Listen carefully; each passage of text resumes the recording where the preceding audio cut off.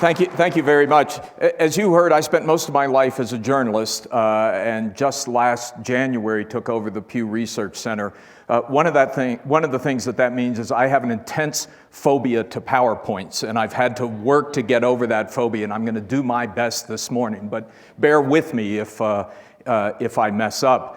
I went to the Pew Research Center in large part because I felt like it was one of the very few institutions left in this country that still seemed to have the ability to talk to people on both sides of the aisle, which is a disappearing skill in our increasingly polarized society. You go to a dinner party these days and arguments break out, and what's so frustrating about them is frequently people are arguing with completely different sets of facts. The late Senator Daniel Patrick Moynihan said, people are entitled to their own opinions, they are not entitled to their own facts. So what we try to do at the Pew Research Center is to provide some facts for the debate. We don't advocate policies, we don't take positions, we're certainly a nonpartisan organization. And so what I want to do to get you all started this morning is to give you some facts about public opinion in the United States towards energy and the environment. And I will also put it in a global context. So what are we going to talk about? We're going to talk about the public's views on the environment and energy policy. We're going to talk about how those opinions have changed in recent years. We will talk about how important these issues are relative to other issues to the public. Look at how the economic downturn that hit in 2007, 2008 has affected them.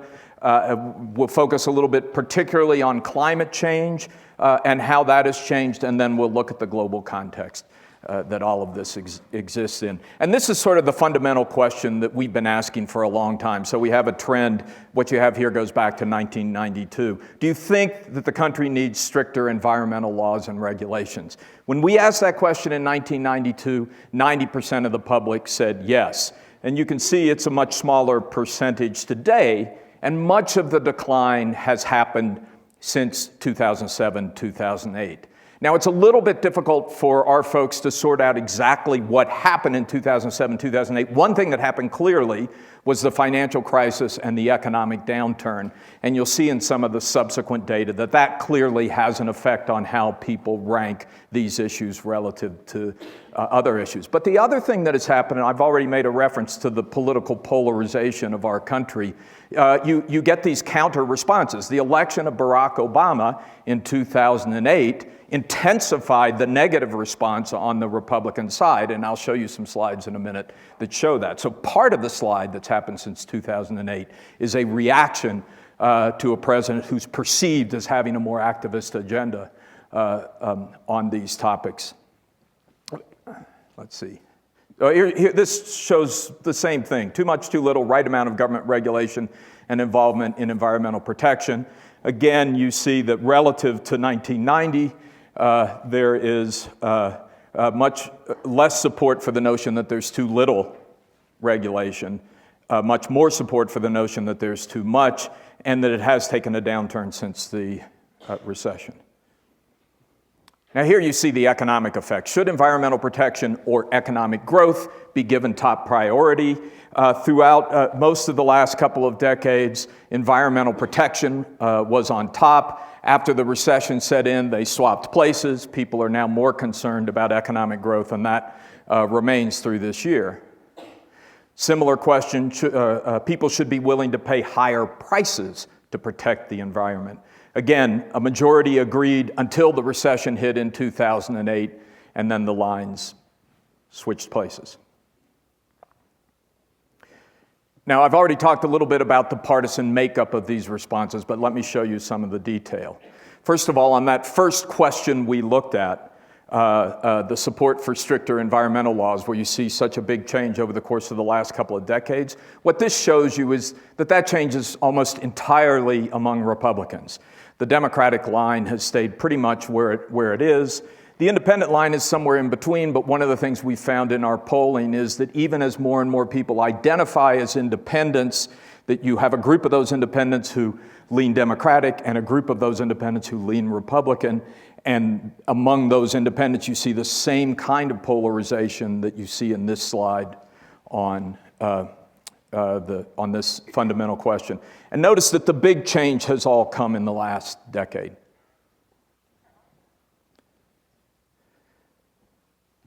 This is a question we ask every year, asking the public to tell us what their top priorities are for public policy.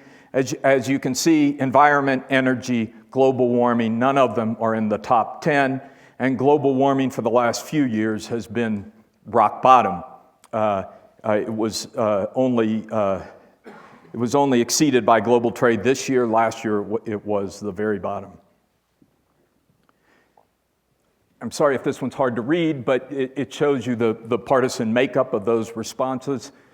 Even for the Democrats, the environment is not in the top 5, but it's significantly higher than it is for Republicans. Environment and global warming are at the absolute bottom of the priority list for Republicans. Energy, interestingly, you got about the same response across all 3 groups in the low 40s.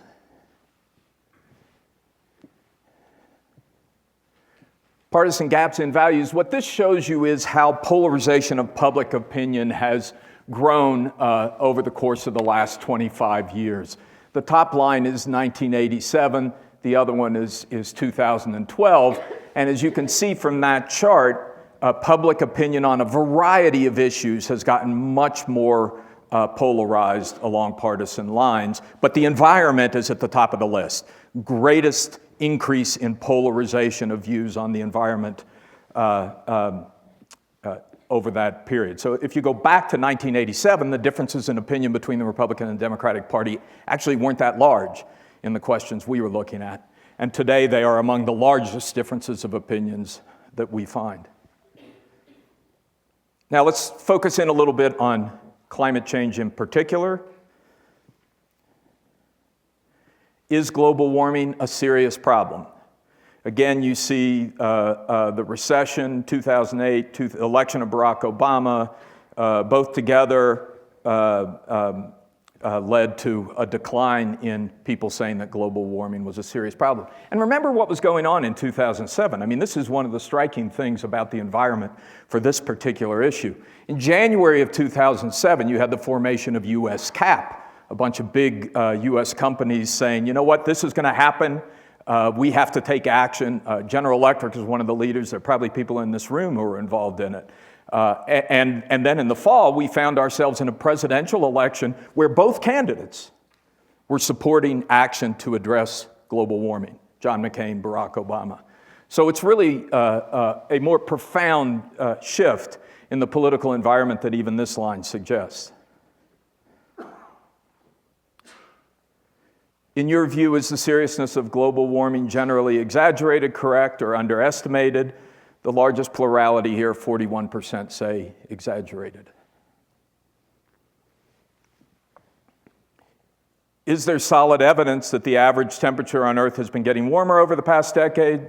67% of the American public says yes. Only 26% says no solid evidence. But again, the partisan breakdown of these numbers is very interesting. If you take that portion of the Republican Party that identifies with the Tea Party, 70% of them answer no solid evidence of warming. If you take the rest of the Republican Party, those who don't identify with the Tea Party, and these days in our polls that breaks down somewhere near the 50-50 mark, 61% of that group says there is solid evidence of warming. So in the case of this question, the polarization is actually greater within the Republican Party than it is between the Republican Party and the Democratic Party. We go on to ask those people who think there is solid evidence of warming, do you think it's mostly because of human activity or mostly because of natural patterns? Human activity gets about a 44% response.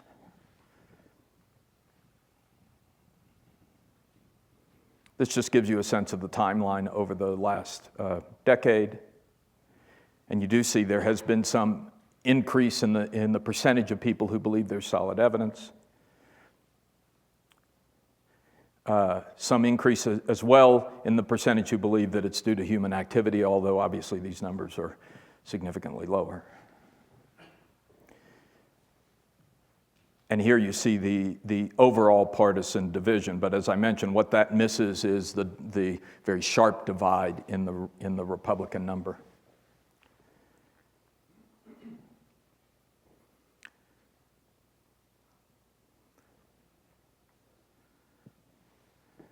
From what you've heard, do scientists generally agree the Earth is getting warmer because of human activity, or do they not generally agree? Now 54% of Americans say scientists generally agree.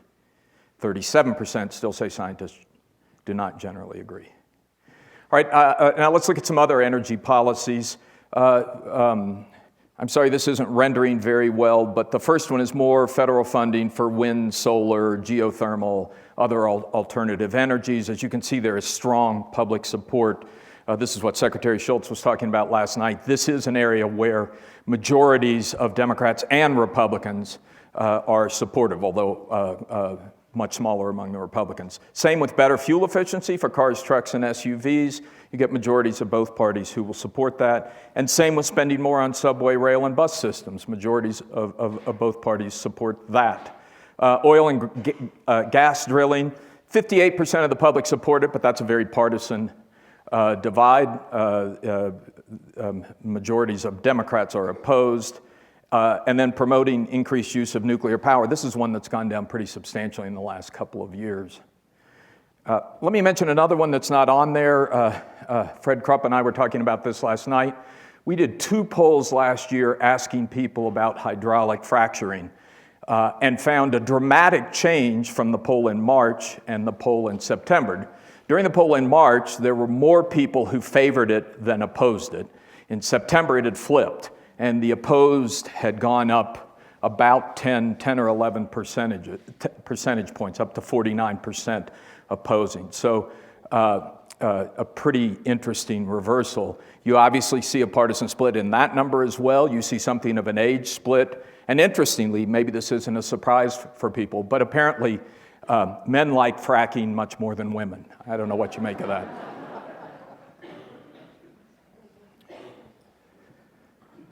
This gives you a bit of the partisan breakdown on those questions.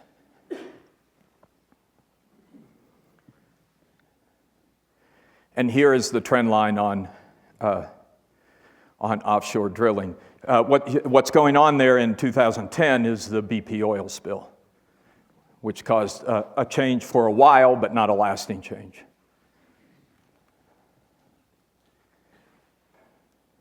And here's the trend I was talking about in nuclear power, which has become much more polarized in the last year. 58% now oppose. I apologize for anyone else who, like me, is colorblind. I'm trying to teach my folks to put in some sort of textured way of rendering these charts, but they haven't figured out how to do it yet. So, support for Keystone Pipeline. 65% of Americans favored the Keystone Pipeline. And this is one, I'll show you the numbers in a minute, but this is one where the Democrats sharply divide. But you have majorities in both parties favor the Keystone Pipeline. Only 30% oppose, but the 30% number has increased pretty substantially over the course of the last year or so.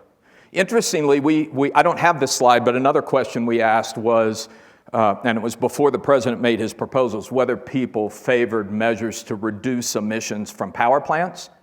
And you got a very similar response. 65% favored measures to reduce emissions from power plants, 30% opposed.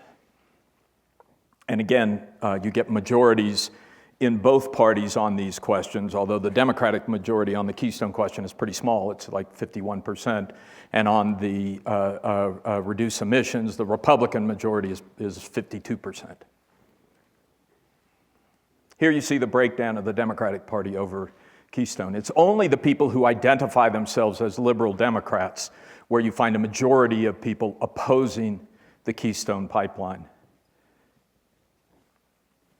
Now, this was last year. There's been a lot of activism on this front. Things could have changed since then, but this is the most recent number we... Oh, no, I'm sorry, this was February. It's not that old. It was February. Now let me just take a few minutes to put this in global context, and then we can open it up, and because I'm sure many of you have thoughts about these numbers and what may be driving them, or questions you might want to ask. But let's put it in global context. So we were polling in 39 countries last spring. In each of those countries, we asked people to rate a number of priorities and say which is the most important priority in your country. And what you see here is climate change in the median of those 39 countries came out on top. So the US is an outlier on this one. The rest of the world sees climate change as a top priority. The Europeans put it in number 2 because they were still very much in the throes of a financial crisis, and the international financial instability was number 1 in Europe.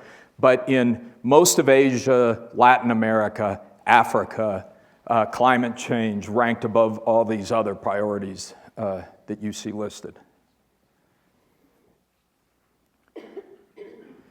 Here are just a few selected countries to give you a sense. The one country that shares the US view on this is China. So you have the 2 biggest emitters of carbon expressing the least concern about climate change as a problem.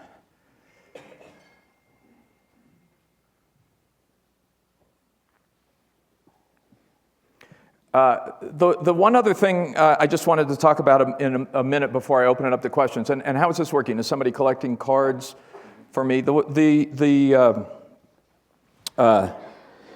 see. The other thing that we found in our polling last year was a surprising lack of understanding or knowledge about the incredible change in the US energy production environment that's happened over the last decade. And this is something that you all are going to be talking about today. But when we went out and asked the question, only about 48% of Americans said they thought there had been an increase in energy production in the United States. And of that 48, 10% thought it had been due to wind and solar power. So you really only had about 1/3 of Americans who recognize what probably most of the people in this room would think is one of the biggest, most dramatic changes that we've seen in this country in some time. So clearly there is and this is probably true in all of these questions, there is a significant information gap in the information that's getting to people about energy and environmental issues.